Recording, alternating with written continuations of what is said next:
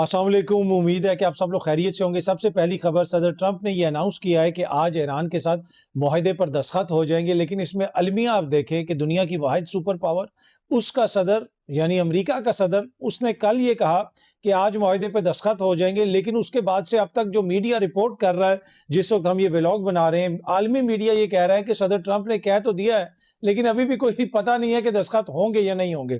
पाकिस्तान के वज़ीर-ए-आज़म ने भी कहा था कि चीज़ें काफ़ी आगे तक पहुंच चुकी हैं और मामलात काफ़ी हद तक तय हो गए और अब इसके ऊपर दस्तखत हो जाएंगे।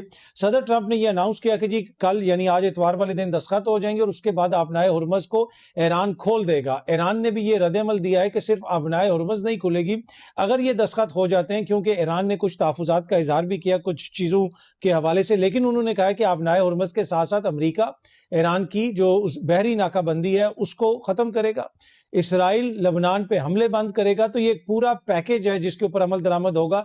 ये नहीं है कि सिर्फ हम आबनाए हुर्मुज़ खोल देंगे और अमेरिका कुछ नहीं करेगा। लेकिन बाय द टाइम ये आप लोग वीडियो देख रहे हो सकता है कि उस वक्त तक दस्तखत हो चुके हों, लेकिन जिस तरह मैंने पहले भी कहा कि अभी भी दुनिया ये कह रही है कि अमेरिका का सदर तो कह रहा है, लेकिन पता नहीं है कि दस्तखत आज होंगे या नहीं होंगे। इससे आप अंदाजा लगा सकते हैं कि वाहिद सुपर पावर की जो क्रेडिबिलिटी है उसको सदर ट्रंप ने कितना नुकसान पहुंचाया है, ये कितना फायदा पहुंचाया है।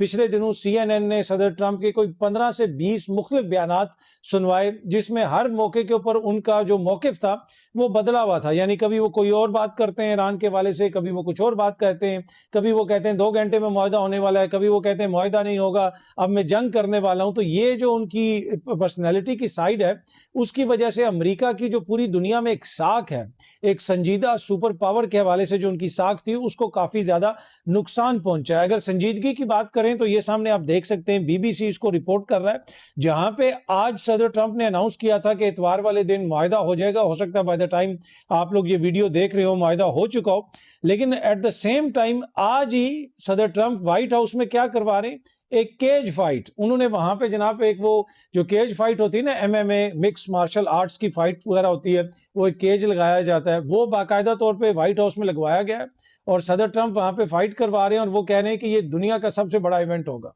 इससे आप अंदाजा लगा सकते हैं उनकी संजीदगी का, और इससे आप ये भी अंदाजा लगा सकते हैं कि पूरी दुनिया के अंदर जो इस वक्त दुनिया सिनिकल हो रही है उनकी अनाउंसमेंट के हवाले से, आलमी मीडिया सिनिकल हो रहा है, उसकी वजह क्या है।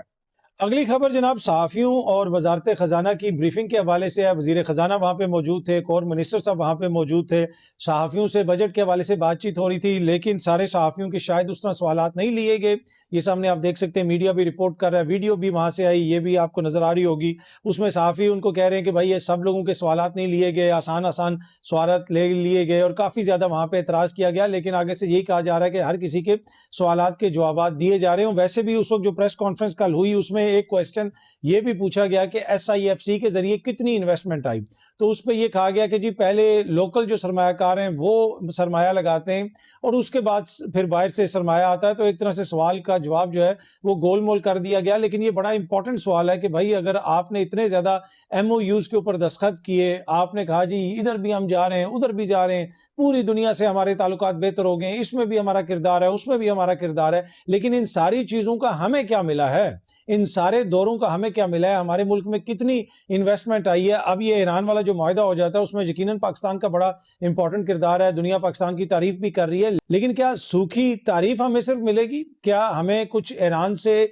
सस्ती गैस और तेल लेने की भी इजाजत मिलेगी या नहीं मिलेगी? अमेरिका जो है वो वेवर्स वगैरह साइन करता है, एक्सेप्शंस करता है कि भाई इसको इजाजत दे दी है, आप ये चीज ले लें। तो क्या पाकिस्तान अमेरिका से ये कहेगा कि भाई हमने इतना ज्यादा ये काम किया है लिहाजा हमें इजाजत दी जाए कि हम ईरान से सस्ता तेल ले सकें, उनसे सस्ती गैस ले सकें, या फिर सिर्फ हमें तसलियां मिलेंगी और हम तारीफों से खुश हो जाएंगे? तो बड़ा क्वेश्चन ये है कि इस सारी ये जो सफारती कामयाबियां हुकूमत गिनवाती है और कहती है जी पूरी दुनिया में हमने इतने दौरे किए, हमारे इतने MOUs वगैरह साइन हुए, उन सारी चीजों के नतीजे में पाकिस्तान के अंदर कितनी इन्वेस्टमेंट आई है और आम पाकिस्तानी को उससे कितना फायदा हुआ है? ये वो क्वेश्चन है जो लोग अब बार बार कर रहे हैं। लेकिन हकीकत ये है कि तमाम तर दावों के बावजूद, तमाम तर बातों के बावजूद पाकिस्तान के अंदर जो इन्वेस्टमेंट की सूरत हाल है, जो बाहर से इन्वेस्टमेंट आनी थी, वो कोई इतनी हौसला अफजा नहीं है। फिर ये भी कहा गया जी कि अब मादनियात आ गई हैं, ये एक नया गेम चेंजर है, पता नहीं इतने अरब डॉलर की तो मट्टी बिक जाएगी, लेकिन वो भी फिलहाल الحال باتیں ہی ہیں. فی الحال جو عام بندہ ہے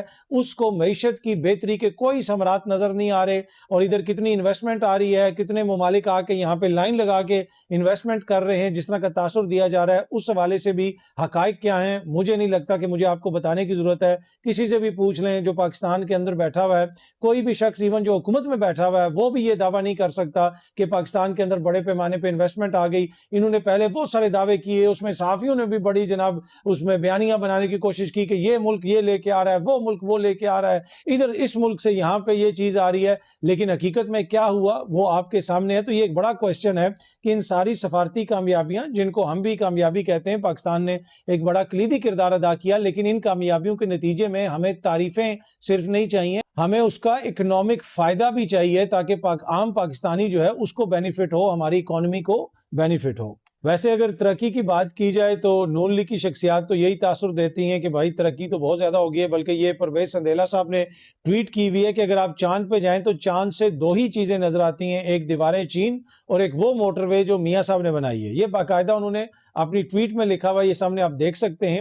اب میں تو کبھی چاند پہ نہیں گیا, اگر آپ میں سے کوئی چاند پہ گیا ہے تو مجھے بتائیے گا کہ چاند سے تو یہ صرف دو چیزیں نظر آتی ہیں. چاند پہ تو آخری دفعہ غالباً کوئی 60 کی دہائی میں کوئی انسان گیا تھا, لیکن ابھی پتہ یہی چلا ہے کہ چاند سے صرف دو چیزیں نظر آتی ہیں, دیواریں چین اور میاں صاحب نے جو موٹر وے بنائی تھی وہ. اس کے علاوہ چاند سے اور کیا کیا نظر آتا ہے مجھے نہیں پتا, جیسا میں نے پہلے بھی عرض کیا کہ میں نہیں گیا کبھی چاند پہ. اگر آپ میں سے کسی کا چکر لگے تو پلیز کامنٹ کر کے ضرور بتائیے گا کہ جب آپ چاند پہ گئے اور آپ نے چاند سے نیچے دیکھا تو آپ کو چاند سے نیچے کیا نظر آیا. اگلی سٹوری گلگت بلتستان کے حوالے سے ہے. قمر الزمان قاہرہ صاحب نے ایک ٹویٹ بھی کیا ہوا تھا, یہ سامنے آپ دیکھ سکتے ہیں, ایکسپریس نیوز بھی رپورٹ کر رہا ہے. وہ یہ کہہ رہے ہیں ہماری جیتی ہوئی نشست پر 3 بار دوبارہ گنتی کے آرڈر جاری کر کے نتائج بدلنے کی کوشش کی جا رہی ہے.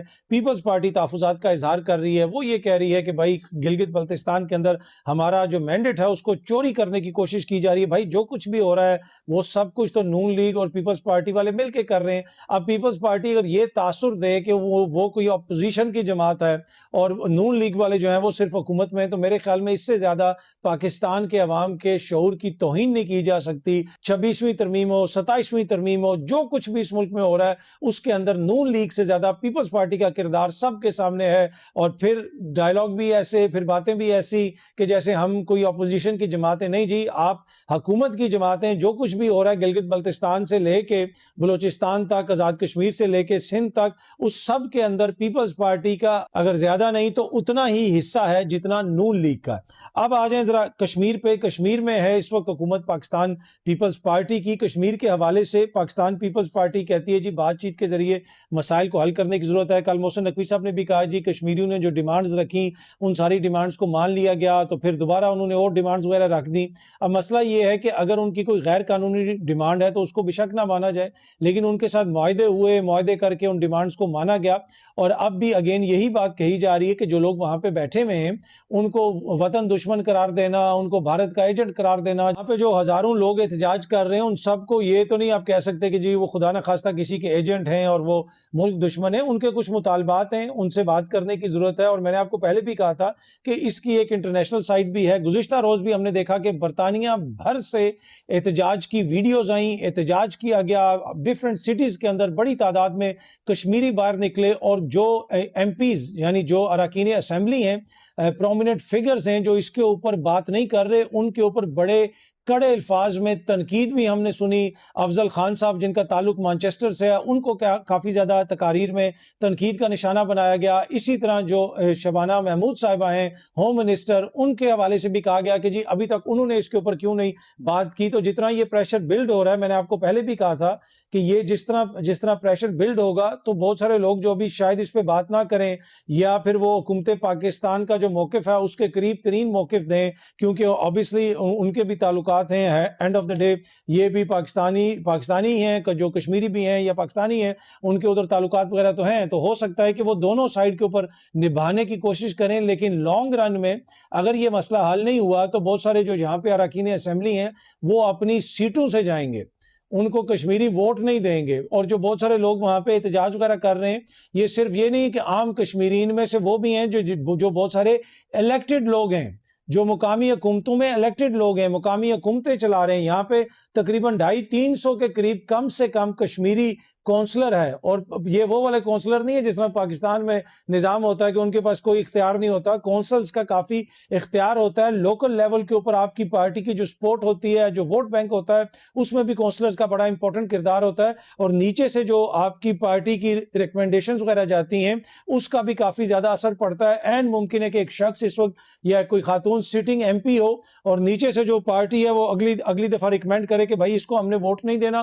اس کو نکالیں اور نیا کینڈیڈیٹ آپ یہاں سے لے کے آئیں. تو یہ بڑا مسئلہ بن جائے گا بہت سارے لوگوں کے لیے جتنی بڑی تعداد میں کشمیری پروٹیسٹ وغیرہ کر رہے ہیں. اور پھر یہ بھی ایشو رہا ہے کہ پاکستان کے اندر جس طرح کچھ لوگ ہر چیز میں ان کے اوپر الزام لگا رہے ہیں، ان پہ وطن دشمنی کا، ان کو نمک حرام کہہ رہے ہیں اور اس قسم کی باتیں کر رہے ہیں. یہ قطعاً جو ہے کوئی فیور نہیں کر رہے، وہ قطعاً معاملے کو حل کرنے کی کوشش نہیں کر رہے. میں پہلے دن سے یہ کہہ رہا ہوں کہ اس مسئلے کے اوپر پانی پھینکنے کی ضرورت ہے، اس مسئلے کو ٹھنڈا کرنے کی ضرورت ہے. جو لوگ اس طرح کی باتیں کر رہے ہیں، کشمیریوں کو برا بھلا کہہ رہے ہیں، وہ جو ہے اپنا نقصان کر رہے ہیں، پاکستان کا نقصان کر رہے ہیں. کیونکہ اینڈ آف دا ڈے جو پاکستانی ایسی بات کر رہا ہے تو اگر پاکستان کا نقصان ہوگا، کشمیر کا نقصان ہوگا تو اس کا بھی نقصان ہوگا. تو یہ اس کا اپنا نقصان ہے. اس وقت جو وائڈ سپریڈ سپورٹ ہے کشمیریوں کی وہ بالکل واضح طور پہ نظر آ رہی ہے. میں نے برطانیہ میں اس لیول کا پروٹیسٹ کبھی کشمیری کمیونٹی کا، پاکستانی کمیونٹی کا نہیں دیکھا. جو ہم ڈیفرنٹ ویڈیوز دیکھ رہے ہیں جس لیول کے اوپر پروٹیسٹ ہو رہا ہے، اور اس کی وجہ کیا ہے؟ یہ پی ٹی آئی کا، نون لیگ کا، جے کے ایل ایف کا، مسلم کانفرنس کا، پیپلز پارٹی کا پروٹیسٹ نہیں ہے. یہ کشمیری ایز اے قوم پروٹیسٹ کر رہی ہے، جموں اور کشمیر کی عوام پروٹیسٹ کر رہی ہے. اور میں یہ پہلے دن سے آپ کو کہہ رہا ہوں کہ ہر نظریات کے لوگ، ہر برادری کے لوگ آپ کو ایک دوسرے کے ساتھ کھڑے ہوئے نظر آ رہے ہیں. اور وہ جس قسم کا پروٹیسٹ ہو رہا ہے وہ اتنا زیادہ وائڈ سپریڈ ہے کہ اس کو آپ اس طرح دبا نہیں سکتے. جو یہ خیال تھا کہ جناب 9 تاریخ کو ان کو کوئی جلسہ وغیرہ نہیں کرنے دینا، کوئی ہڑتال نہیں کرنے دینی، ان کے لوگوں کو گرفتار کر لیا جائے گا، کچھ لوگ اس طرح کی باتیں کر رہے تھے، کچھ صحافی اس طرح کی خبریں دے رہے تھے، اور وہ بھی خبریں دے رہے ہیں کہ جی یہ کریک ڈاؤن ہونے والا ہے، وہ کریک ڈاؤن ہونے والا ہے. امید یہی کرتے ہیں کہ جو پیپلز پارٹی کی حکومت ہے وہ کریک ڈاؤن نہیں بلکہ اس میں جو بات چیت ہے، بات چیت کے ذریعے مسئلے کو حل کرے گی. اور اسی لیے اس چیز کو برطانیہ کے اندر بھی اراکین پارلیمنٹ ہائی لائٹ کر رہے ہیں کہ بات چیت کے ذریعے اس مسئلے کو حل کیا جائے. اور کل بھی میں نے آپ کو کہا تھا کہ اگر صورتحال یہ ہو گئی ہے کہ میر وائز عمر فاروق مقبوضہ کشمیر سے آزاد کشمیر کے حوالے سے تشویش کا اظہار کر رہے ہیں تو کہیں نہ کہیں ہماری پالیسی کا فیلئر ہے، کہیں نہ کہیں ہمارا فیلئر ہے. ہو سکتا ہے جس طرح میں نے پہلے بھی کہا کہ ان کی کوئی ایسی ڈیمانڈ ہو جس کے اوپر ہم اعتراض کر سکتے ہیں، لیکن اس میں کوئی دو رائے نہیں کہ یہ جو سب کچھ اس وقت ایک آپ کو سامنے چیز نظر آ رہی ہے اور ایک چیز آ کے ہمارے سامنے کھڑی ہو گئی ہے، یہ کسی کا اور قصور نہیں ہے. یہ اوور دا ایئر جو ہماری سیاسی چلاکیاں ہیں اور شارٹ کٹ سیاسی فارمولے پہ کر لگانا کہ ادھر یہ ہو جائے گا ادھر وہ ہو جائے گا، اس کا نتیجہ یہ نکلا ہے کہ اس وقت آزاد کشمیر کے اندر کوئی معتبر ایسی سیاسی قیادت نہیں ہے کہ جو عوام کو مطمئن کر سکے.